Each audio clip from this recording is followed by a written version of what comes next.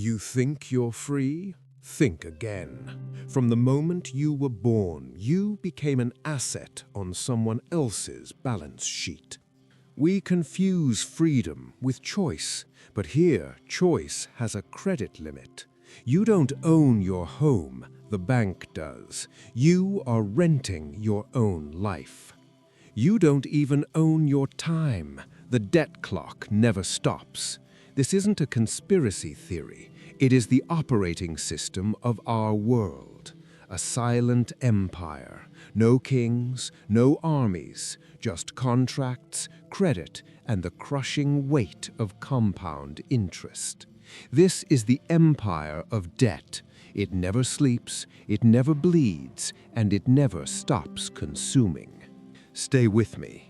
The story doesn't start with guns. It starts with something deadlier, a signature. In the 20th century, they found a cheat code. Money could be created out of thin air, backed only by promises. When a bank lends you money, they create it digitally. Click, click, cash. Your debt is their pure profit.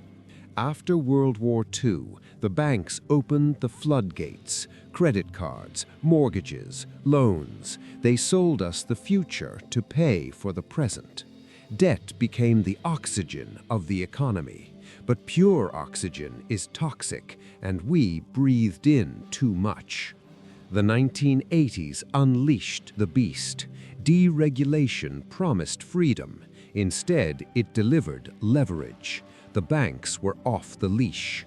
Companies stopped innovating. They just borrowed cheap money to buy back their own stock and pump the price. Financial engineering took over. By the 90s, debt was everywhere. Student loans instead of opportunity, mortgages instead of ownership. Your credit score became your soul. The empire didn't force you, it seduced you. But remember, your freedom ends the moment interest begins. The 2000s turned debt into a product. Wall Street packaged it, sold it, and bet on it. A global casino rigged to explode. Then 2008 happened, the heart attack. Governments bailed out the gamblers. They socialized the losses and privatized the profits. That was the turning point. The empire stopped pretending to help you. It started feeding on you. Post-2008, money became infinite. Debt was free. The empire expanded faster than ever before. Then came 2020. In mere months, they printed more money than in the entire previous century combined. Stimulus, relief, new words for the same drug. Debt wasn't the problem anymore. It was the only solution. But the empire adapts. It is evolving into something stronger, digital debt. Central banks are building CBDCs, programmable money, every penny traceable, every purchase watched. They call it efficiency. It's actually control. Own the data, own the person. They can freeze your wallet instantly. This isn't sci-fi. The empire is rewriting its constitution in code. Here is the irony. This massive beast runs on one thing, trust, and trust is breaking. Trust that your dollar has value. One spark of doubt and the whole illusion shatters. We saw it in 2022.